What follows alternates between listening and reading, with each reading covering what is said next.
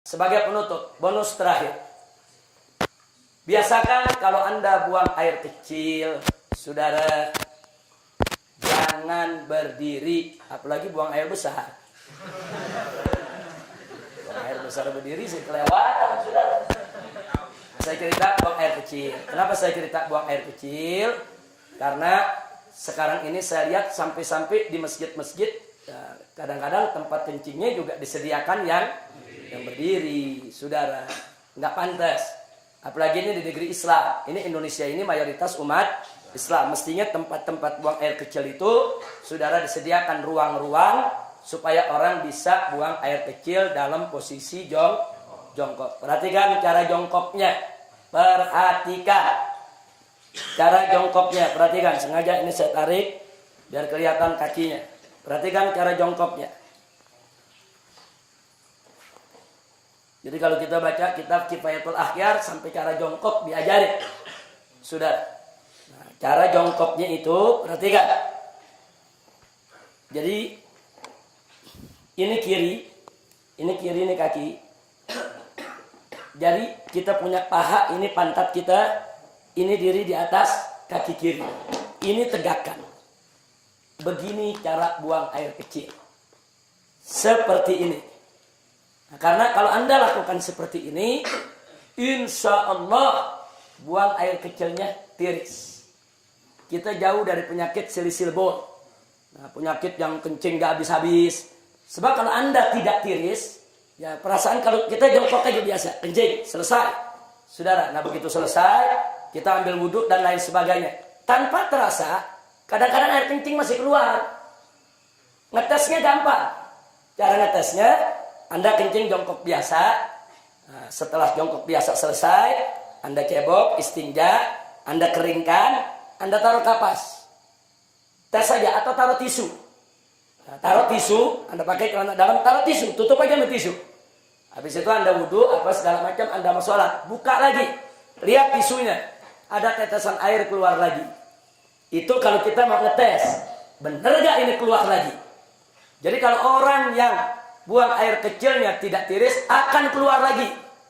Nah, maka itu supaya tidak keluar lagi, perhatikan, ini seperti ini akan tiris. Seperti ini. Nah, setelah seperti ini buang air kecil, kita bungkukan sedikit. Nah, kita bungkukan sedikit. Nah, boleh sekali-sekali kalau masih berasa ada, kita tukar posisi. Nah, sekarang kita di kanan, kiri yang tegak. Tapi ini bukan posisi utama, bukan. Posisi utama yang tadi. Posisi utama yang tadi. Ini cuma untuk menggoyang kita punya kantung kencing. Supaya kantung kencing kita ini kegoyang. Digoyang begini. Balik lagi. Nah, tapi ini yang utama. Ini kalau begini kita kencing, insya Allah tiris. Tidak akan tersisa lagi. Kira-kira jelas tidak? Ditambah lagi dengan jari kita tekan bagian bawah sebelum bagian dubur di bawah ada, kalau kita tekan keluar lagi itu cairan, tekan sedikit. Nah, yang ketiga istibra. Apa istibra?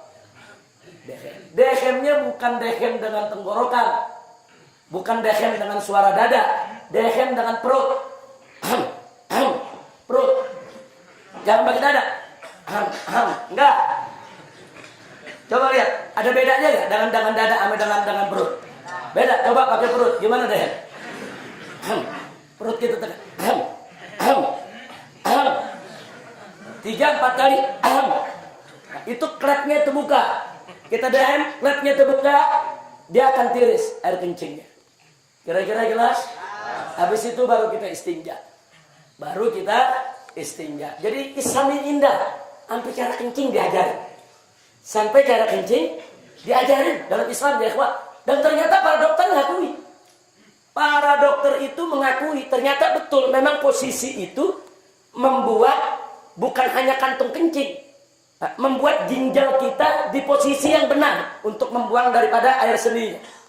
Jadi posisi ginjal nih, saudara, memang seperti ini. Dia jadi seimbang posisinya kalau begini. Ginjal kanan, ginjal kiri. Saudara, memang posisinya begini. Jadi untuk ginjalnya sehat, kantung kencingnya sehat, dan insya Allah tidak menetes lagi. Kira-kira jelas?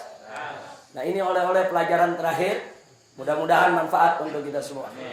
Amin ya Rabbal Alamin. Tolong diamalkan, dijalankan supaya sholat kita bisa lebih tertib lagi. Tapi ingat, saya ini membahasnya cuma sangat singkat sekali.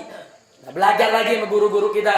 Tanya kita punya guru, tanya kita punya ustadz, tanya kita punya habib. Dengan kitab-kitab yang mereka baca. Bagaimana tata cara sholat, bagaimana rukun sholat, bagaimana tata cara wudu. Apa itu hal-hal yang najis, apa itu hal yang membatalkan daripada wudu kita. Pelajari. Sebab kalau Anda tidak tahu bagaimana cara bersuci, bagaimana sholatnya bisa benar? Itu pintu. Sholat tidak sah kalau bersucinya nggak beres. Pelajari dulu bagaimana cara bersuci, bagaimana cara sholat. Jangan sampai kita tidak tahu. Sampai di sini jelas? Alhamdulillahirabbil alamin.